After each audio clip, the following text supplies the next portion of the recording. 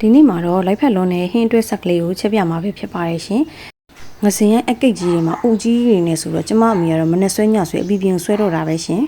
ကဲအမေကစားကောင်းတယ်ဆိုလို့ခလေးတွေတောင်ဒီဟင်းကိုမနှိုက်ခိုင်းတော့ဘူးကျမကလေကဲကို့မေကြိုက်တယ်ဆိုအမေဝဝလေးနဲ့စားပါစီဆိုပြီးကျမဝယ်လာလဲနဲသွားရတယ်ပေါ့နော်ကျမခလေးတွေနောက်တစ်မျိုးစီစဉ်ပေးလိုက်တယ်ရှင်ကဲအမေဆွဲတာဆွဲဆိုပြီးအိုးလိုက်ကိုချက်ပေးလိုက်တော့တာပဲကဲအမေကလည်းဆွဲသလားတော့မမေးနဲ့ရှင်သူကြိုက်တဲ့ငစင်ရိုင်းကိုကျန်တဲ့ငါးရီဆိုတော့အမေကတိတ်မစားပေးမယ်ဒီငစင်ရိုင်းဆိုရင်တော့တအားကြိုက်တာရှင်ကဲကျမနန်းနန်းမင်းလေးနဲ့ငြူသီးစိမ့်လေးနဲ့အုပ်လိုက်တယ်စီပြန်နဲ့ထိတဲပေးလိုက်ပါတယ်ရှင်ကဲရသွားပြီဆိုရင်တော့သူနဲ့လိုက်ဖက်လွန်းနဲ့ကစွန်းရက်နဲ့ကမွန်ကျွေချင်းလေးကိုချက်ပြမှာပဲဖြစ်ပါတယ်ရှင်ကဲအဲ့ဒါလေးကိုတော့နည်းနည်းအဆက်ပေါ်ထားတယ်ပေါ့နော်ကဲလိုအပ်တဲ့ပစ္စည်းလေးတွေအကုန်လုံးထည့်လိုက်မယ်ပြီးလို့ရှိရင်တော့သူ့အသီးရွက်လေးတွေဣသွားစေဖို့အတွက်ဖုံးလေးအုပ်ပြီးတည်ထားပေးလိုက်ပါမယ်ရှင်ကဲအသီးရွက်လေးတွေလုံးလိုက်တာရပြီဆိုလို့ရှိရင်တော့ပစွန်ချောင်းမှုမိသွားလို့ပစွန်ချောင်းမှုလေးနည်းငယ်ထည့်လိုက်တယ်ပြီးရင်တော့ရင်နွေးလေးနည်းငယ်ထည့်ပြီးတော့ကျမကဖုံးလေးအုပ်ပြီးတော့ပွက်ပွက်ဆူတဲ့ဒီတည်ပြီးထားလိုက်ပါမယ်ရှင်